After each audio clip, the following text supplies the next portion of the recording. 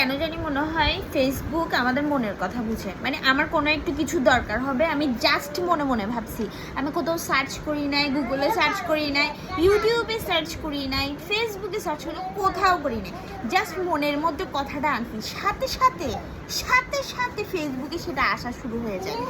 আমি মনে মনে ভাবছি যে আমার একটা বড় টোট ব্যাগের মতো একটা সুন্দর ব্যাগ লাগবে।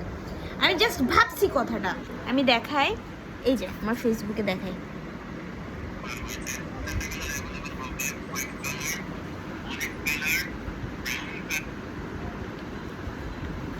মানে জাস্ট ব্যাগ আসা শুরু হয়েছে, দেখাই, মানে ব্যাগের পর ব্যাগ,